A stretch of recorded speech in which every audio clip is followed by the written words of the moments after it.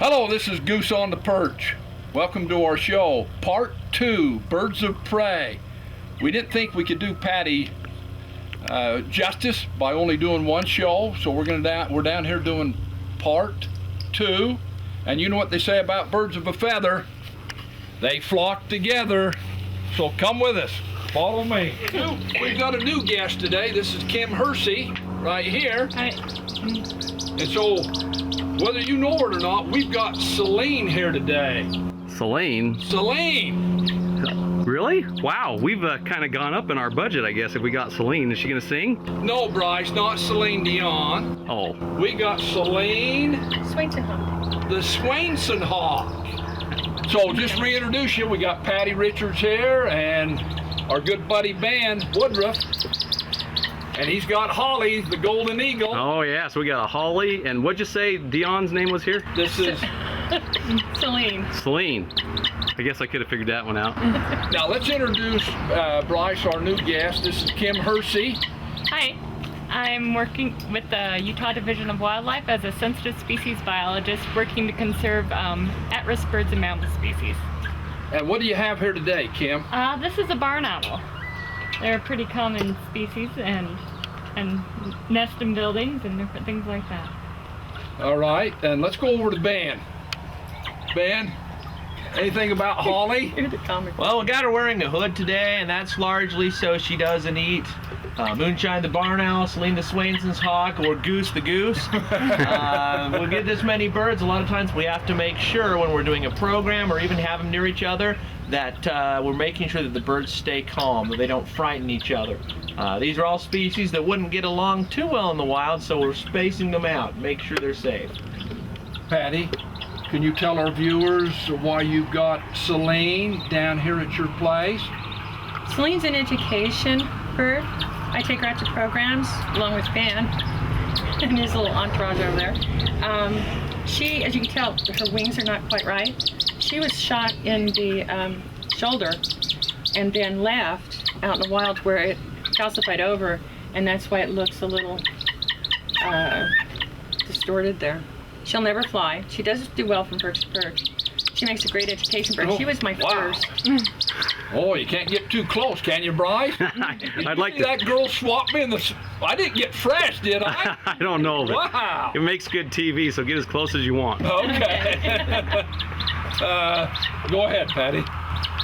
She's a little nervous, and that's why she's singing right now. Plus, she was expecting dinner before the show, so. You know how it is not getting your food before you work, Ben. That's right. Huh? Especially if you're a man. Especially if you're a man, right. Okay, I noticed that, I remember before you told us that we couldn't even have a feather at our place. That's right. They're all protected by the Migratory Bird Treaty Act.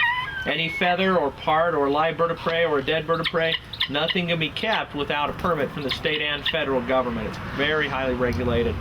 Some people think it's too much, but it's designed to try to keep people from shooting birds of prey.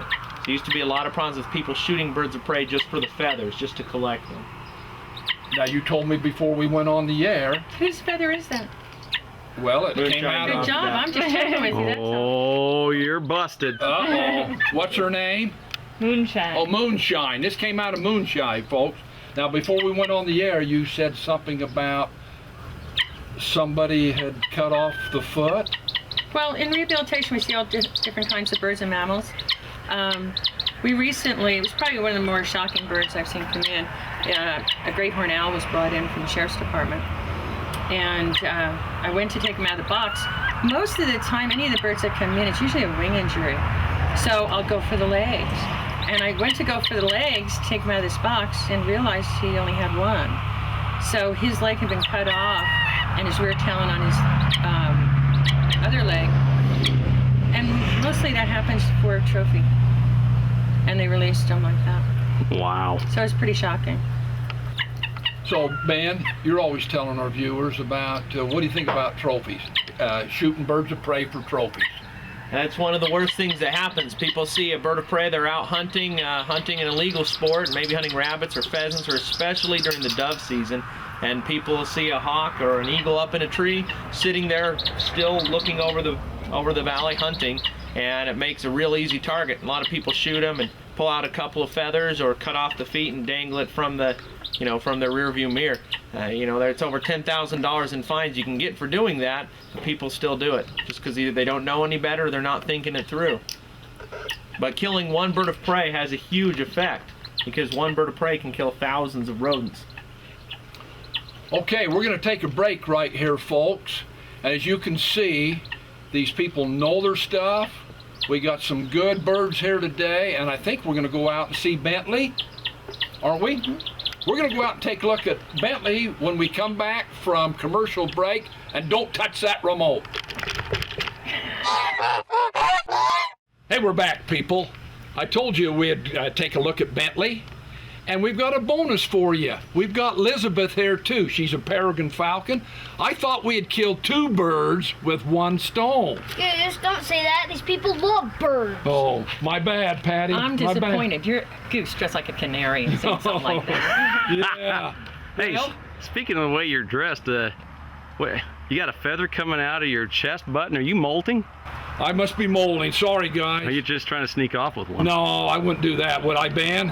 Oh, you wouldn't do that. That's right. Or would you? Dun, dun, dun. He's growing Well- into a real goose. I've got my glove, folks. I'm ready to hold Bentley. Right, Ben? I don't know. It's kind of the wrong size and kind of the wrong color. Well, it looks like food, and your hand is made of meat. Maybe we're good here. Take care of Bentley. Eating early. Okay, let's go over to the peregrine falcon first. Let's go over to Kim, and we just want her to briefly tell our viewers a little bit about Elizabeth. Well, as you mentioned, Elizabeth is a peregrine falcon, and they're an amazing bird of prey. They can actually dive. When diving for their prey, they can get up to 300 miles per hour, so extraordinarily fast.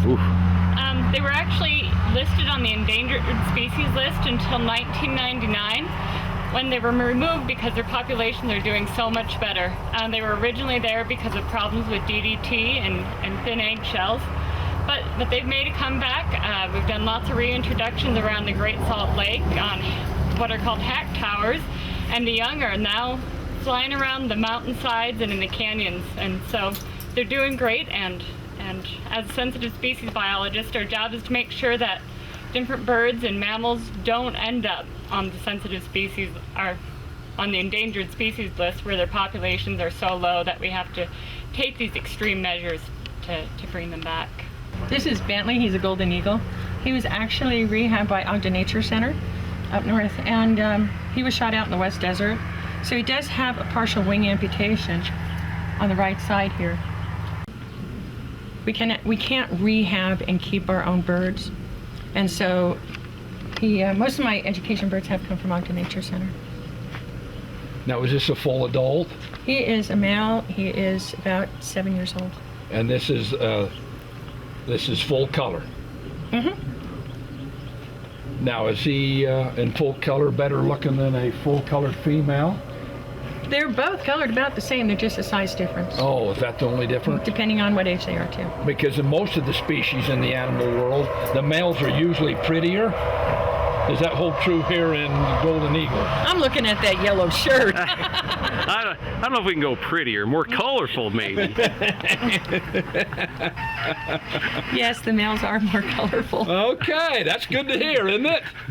Now, are we going to get some action shots today? What kind of action? We're going to get the birds flying, aren't we? Well, he can't fly. He Yes, can't the fly. Oh, that's why it's on an education permit or what? Yeah. Right. And Elizabeth, she actually was found on the ground. She's very old, and she needs a lot of speed to be able to catch her prey. But we're going to see some kestrels released today, right, man? That's right. What is the a males are more colorful. Okay, the males are more colorful. Definitely in this show they are. All right, so we're going to get some action shots coming up here real soon, and we're going to take a look at some kestrels. And you know what? I grew up thinking that kestrels were sparrowhawks. Is that true, Ben? No, the true sparrowhawk only lives in Europe. A kestrel is a falcon, not a hawk. All right, so Pioneers called them sparrowhawks because they caught sparrows. we're going to take a look at some kestrels.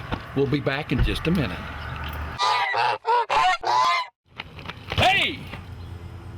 We're back. We're down here feeding cows, as you can see. Holy smoke. No, we're not really feeding cows, guys. We're gonna come back and we're gonna show you some kestrels. Remember I told you they're better known as the sparrowhawk? Okay. Okay, people, Patty's got a baby kestrel here that we're just about ready to release. And so just tell the folks a little bit about this good-looking kestrel. Well, he actually was orphaned. Hey, Goose, hold it down while she's talking. Thank you. Oh, It really worked. This is a baby kestrel. It's a male. And he came in as an orphan, down on the ground. And we're about to release him. Can we get a good shot of the head? A close-up, ahead and talk Bryce? about him. Oh, look at that. See those stripes under the eyes? It's just like on a football player puts those stripes underneath their eyes to reduce the glare. All falcons have that little stripe. It's called a malar stripe. And then on the back here, you see the blue. The boys are blue, blue and red, and the girls are just red and black. So you can tell them apart.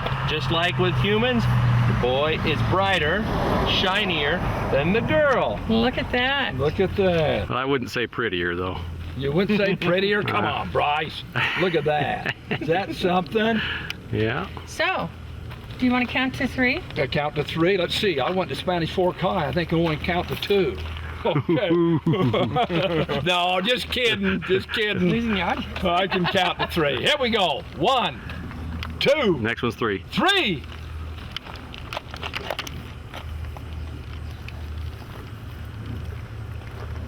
Okay, so what are the kingbirds doing, Ben? Kingbirds are hunters, but they only hunt little insects. But they don't like having a predator close to them, a predator that could kill them if they're not watching. So they're trying to keep above them. Okay. If there was 2 kestrels up there, would that be better? Yeah, I think so. Let's give those kingbirds some competition. Okay. Oh, look, we got another one here, Goose. Now, one-on-one, can a kestrel kick a kingbird's butt? Yes. If it has an advantage, if it's above, they'll hunt little birds. But they prefer hunting mice and grasshoppers and dragonflies if they can. This will happen no matter where you release them. Anywhere you set free any bird of prey, then they always get mobbed by anything in the area because it's like having a killer in your neighborhood. Okay. All righty. This is a female kestrel, also from the same nest. And you can notice the changing color. And these streaks on her chest will turn more into bars. They'll have little tiny stripes on them. And on the tail, this bottom stripe will get very, very thick. A lot thicker set, that bottom stripe, when she's an adult. But other than that, she'll look the same. All right, so is the fine as stiff for a kestrel as it is a golden eagle? Yep, if you have a tiny little kestrel feather without a license, he can still get slapped with a $10,000 fine. Oh, wow. $10,000 will buy a lot of beef, won't it, Yes, Bryce? it will. A lot of beef? Mm-hmm. Oh, look out here. We're going to take that one out of your hat. Yeah. Hey, Goose, face that way so we can see what you got back there behind your head. Oh. Yep, Oh, that's right. that's a growth. I won't be stealing this, folks. I won't be taking this home, Ben. I'm going to make sure you keep this and I don't. Better make sure, because I think you need to buy your beef. All right.